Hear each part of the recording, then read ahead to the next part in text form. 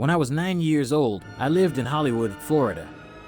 I was outside sitting in the middle of the courtyard of the apartment complex, when in the distance, I saw something jumping very high and fast from roof to roof. It had jumped into the tree behind the apartment complex. I went to look around the apartment at the tree. Whatever it was, it jumped down onto our apartment complex. It was looking right at me. It was a 7-foot tall, 3-foot wide creature that resembled a Rottweiler mixed with a bulldog with an enormous head. As it looked at me, it started to change shape into an oblong-looking person, with a tall head, very skinny body, crimson eyes, and exhaling what looked like exhaust with each breath. Before I knew it, my legs were moving and I was running towards the door. The second I looked back, it lunges from the roof and on top of me, back in its vicious-looking dog form.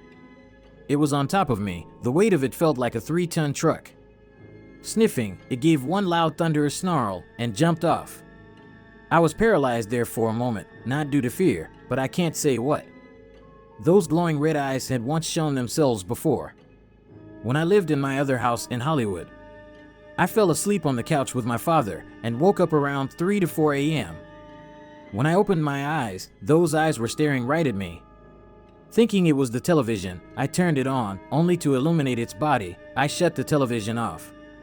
But before the light extinguished, it was in front of my face glaring at me. I shut my eyes and hid under the blanket while I was trying to wake up my father. But he never woke up, not until after it disappeared into the darkness. The last time I saw it, I was living in Boca Raton, Florida.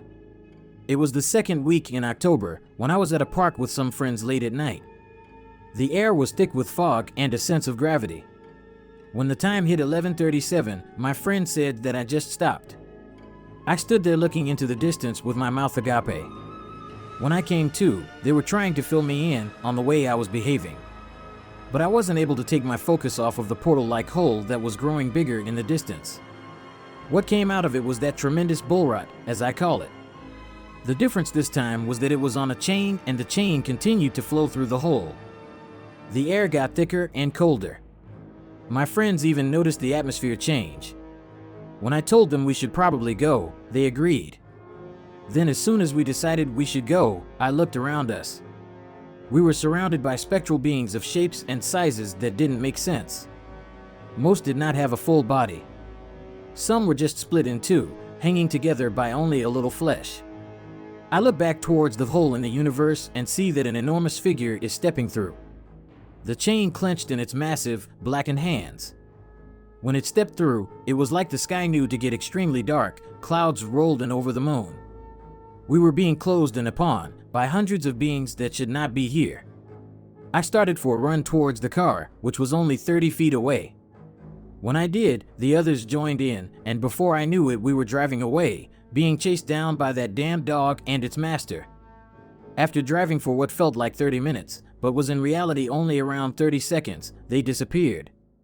The moon came out, the fog went away, and we all felt better.